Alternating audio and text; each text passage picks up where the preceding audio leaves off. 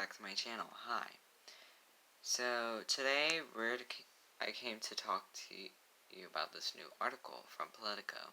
I told you I was going to do it, but it might be uploaded tonight, but it might get there tonight, but I don't know. Also, thanks for the 19 subscribers. Thank you. Let's get to 20 by at least next week. Okay, guys? So, I came to talk to you about this article that Politico brought up, and I think it's really interesting that we should learn about, and why, and how we should, how we should,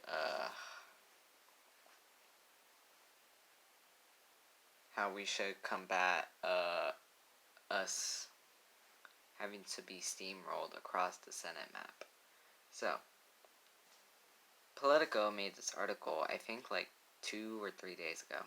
Progressives steamrolled across the Senate map. Left-wing candidates have been shut out in Democratic Senate primaries thus far in 2020. Also, I want to give you some news about Paula Jean. But, also bad news. So bad news first. Stephen Smith didn't win, but it was a close race. He won my county, which is in Berkeley. But, to make up for it, Kathy Kucknell won.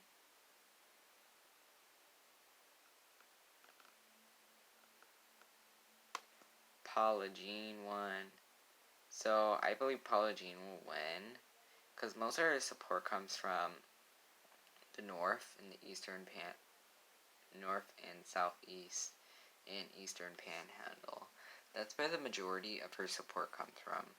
Richard Oja's support comes from the 3rd District.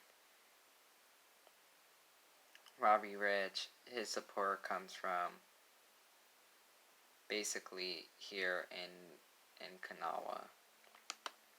So back to the thing.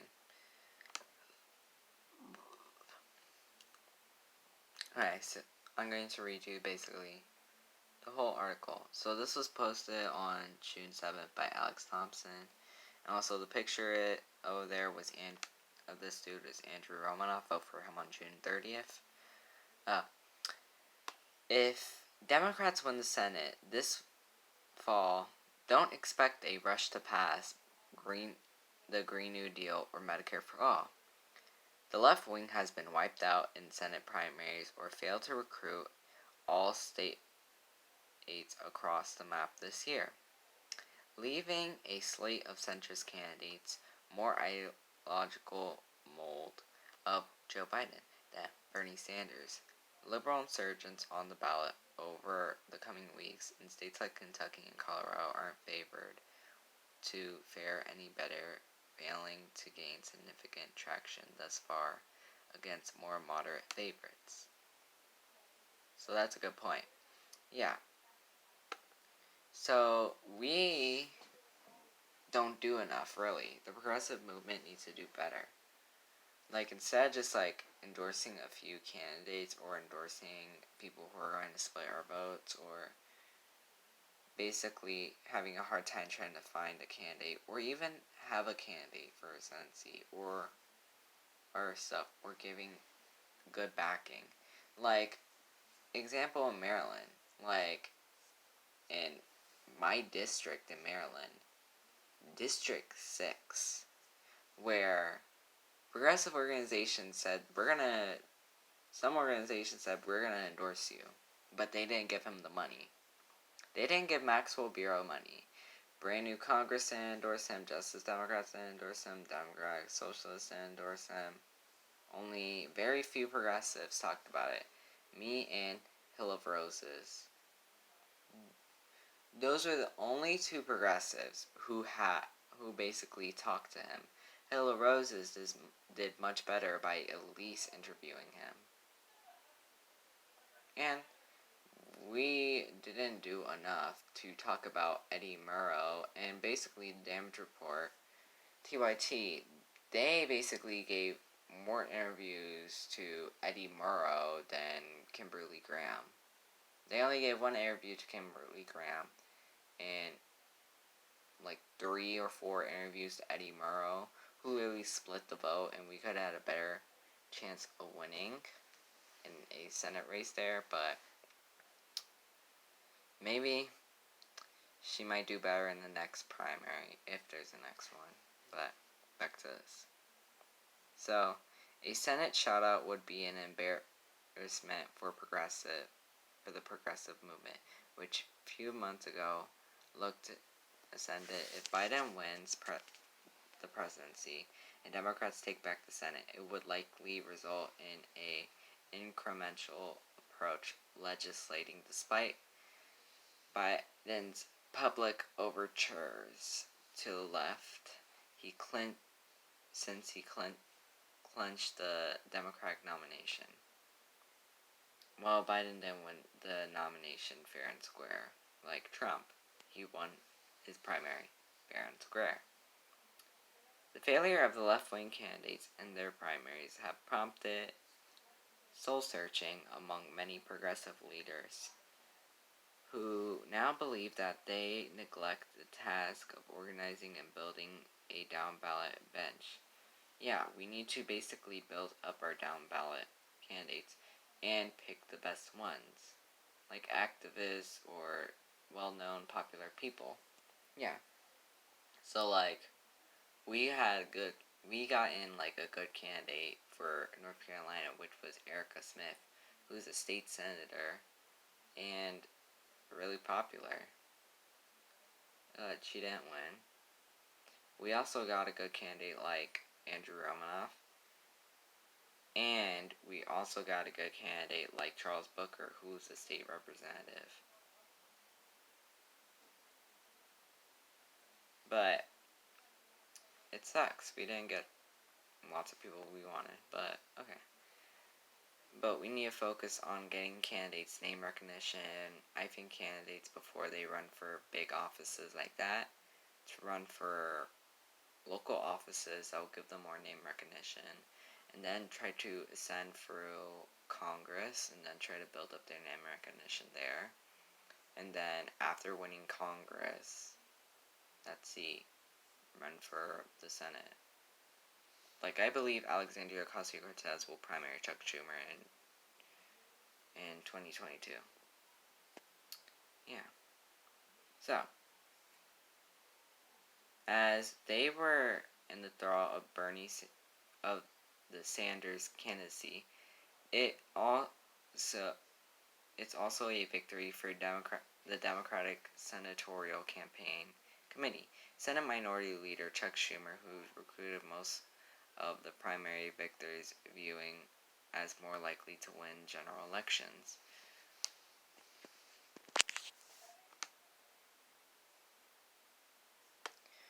We haven't seen the left.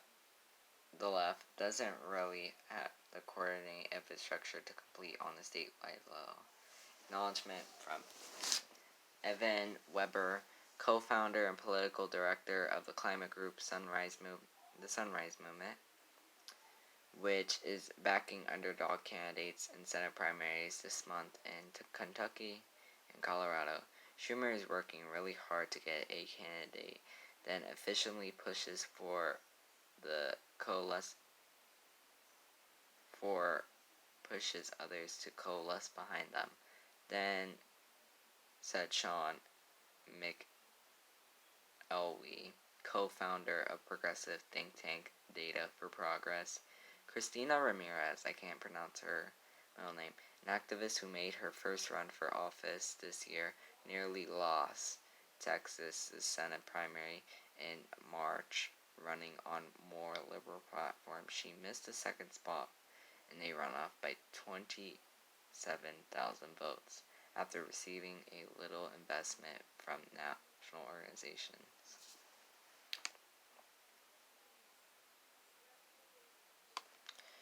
Ramirez said the left should learn lessons from failing to invest in the early cycles to promote candidates in primaries. So we need to do better. Like, I have a plan for that on my 5-year plan. So, we need to give them more media coverage. We need to basically get them. We need to promote them more. We need to take time out of our day to help those candidates and help us at least get them to a runoff or win. No progressive is going to be at the top of the ticket if in a general.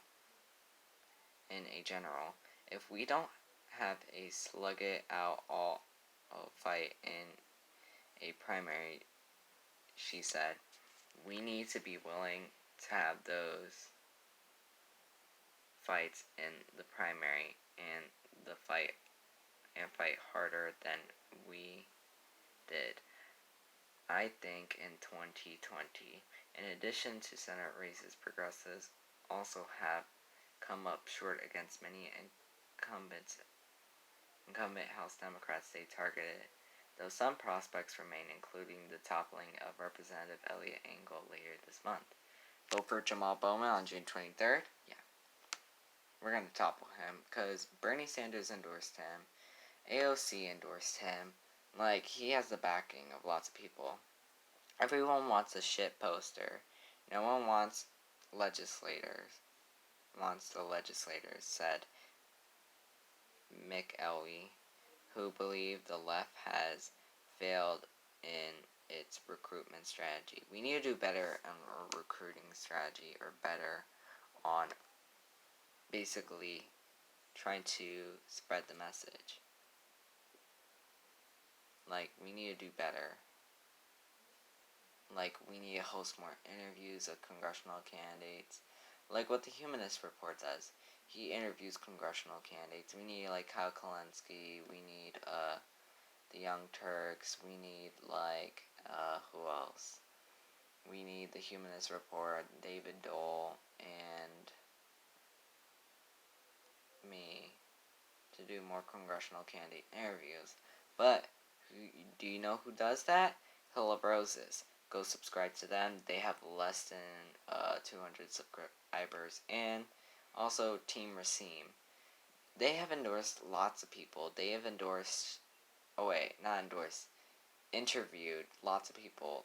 They have interviewed Sheila Bryant. Which Sheila Bryant was a good candidate who was running out of criminal justice reform. Like she did.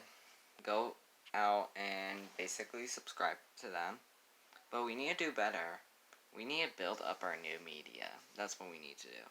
So, some still take at heart at least many of the candidates in swing states are more liberal than counterparts. Just a decade ago, every single major candidate from Mark Kelly in Arizona to Cal Cunningham in North Carolina supports a public option to compete with private insurance plans. Montana Governor Steve Bullock supports repealing the Senate filibuster so that legislation can be passed with a simple majority. Even if Democrats win control of the chamber and eliminate the filibuster from Senate rules, their majority would be slim. So Cal Cunningham, he's literally just like has a 1-point lead against Tom Tillis. So, you know what I think we should do? Since Richard Byrd is retiring, we should have Erica Smith run again.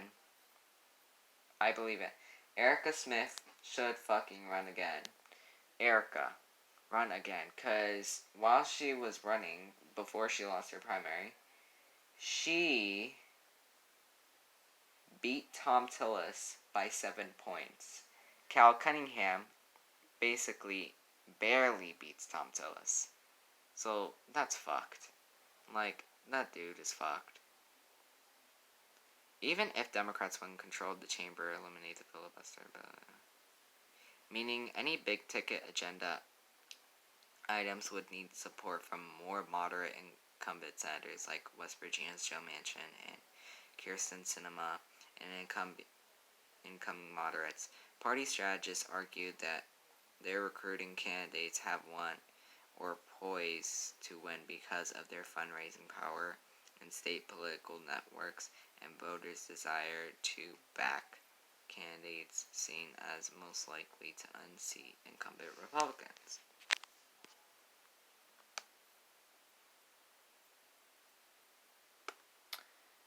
Many like Bullock, John Hickenlooper in Colorado, and Sarah Gideon in Maine have established name recognition in their home states. Mark Kelly and Amy McGrath have also created small dollar fundraising machines. No, they did not.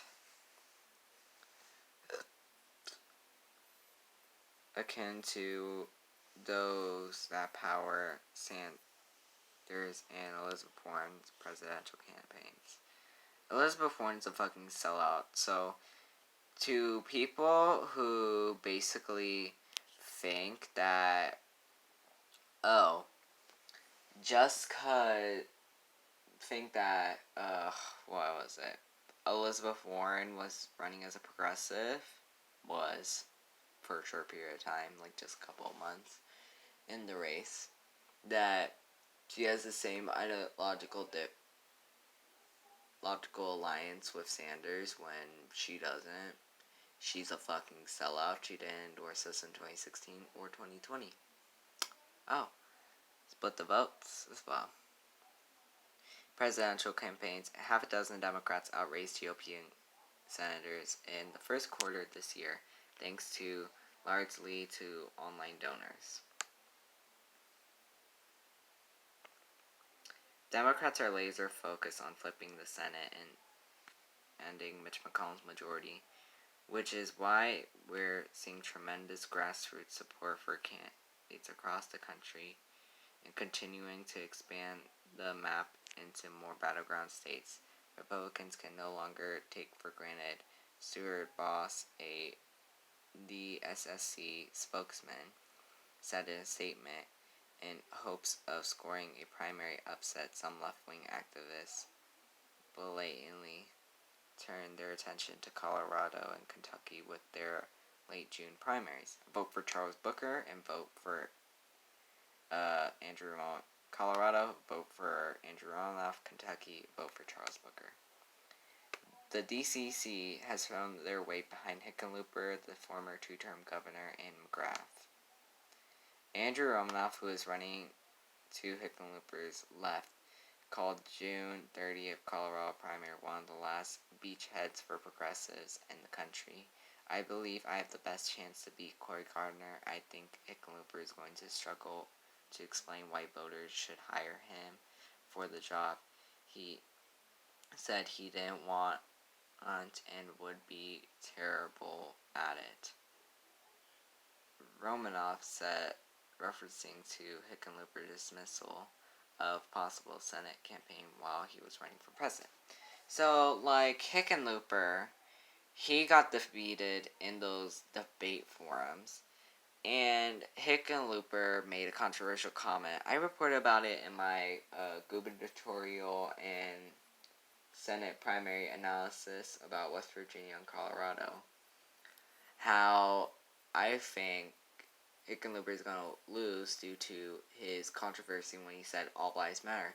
Which all lives matter means, like, you're fucking denying this shit and you're just basically, it's basically just, like, overshadowing Black Lives Matter. So, like, the all lives matter bullshit, stop it with the bullshit. And basically it's denying that racism, really. And Andrew Romanoff fucking crushed him. Andrew Romanoff fucking crushed his ass. Destroyed the fuck out of him. Yeah. So vote for Andrew Romanoff. Kentucky State Representative Charles Booker, a black first-term representative from Louisville, has seen some momentum behind his primary campaign this week amid to protests over police brutality in the state. He has raised more than $300,000 in 5 days, according to his campaign, similar to his haul for an entire first quarter. Betsy Sweet, vote for her on July 14th. A liberal candidate in Maine Senate race who's endorsed by Justice Democrats, but has been dramatically outspent by Gideon, acknowledging the tough odds, but she argued that she cries for the last few months may make voters more open to different sorts of candidates. I think it leaves a bigger lane for us progressives who are left. That said, I think progressive organizations are reluctant to take a stand, and it's really hard. We need to do that. We need to take a fucking stand. Left-leaning groups in the party aren't always at odds. Democracy for America endorsed candidates ranging from Sweet in Maine to Teresa Greenfield. Fuck Teresa Greenfield. Teresa Greenfield's full of shit. The National Party who who won the Iowa primary last week. Yvette Simpson, CEO of the DFA, said they view it a long game, supporting left-leaning candidates while also prioritizing back the chambers. So Elizabeth Warren and Yvette Simpson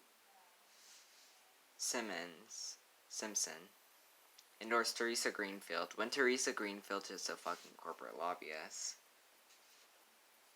Like, she's just Joe Biden, but genders are switched. Like, why couldn't you endorse Kimberly Graham? She was much better, but too late now. In the state where progressives should win, we should support strongly progressives to win, she said. Some of these seats we know are going to be more difficult, so we endorse candidates who agree with progressive principles, but may not quote-unquote traditionally. What people think as progressive because we need to win these seats. Gamphy, I can't pronounce her first name, Democratic strategist who worked on Sanders' 2016 campaign, questioned why more groups spent resources in the presidential primary didn't line up behind progressive Senate camp. She hopes the left wing of the party could take an approach in 2022. It's important not to ignore the national politics, but we need to do better a job at fielding and supporting candidates further down ballot where there isn't much excitement or buzz in media coverage, from Senate primaries to state house races, Gamphy said, especially because $1 for progressive group or donor in a Senate primary that no one pays attention to goes way farther than it does trying to buy space on the Des Moines TV 2 weeks before Iowa caucus day. Facts. So, support Andrew Ronoff, support Betsy Sweet, support Charles Booker for their Senate races, support Ed Markey, and support Chris Coons as opponent who was endorsed by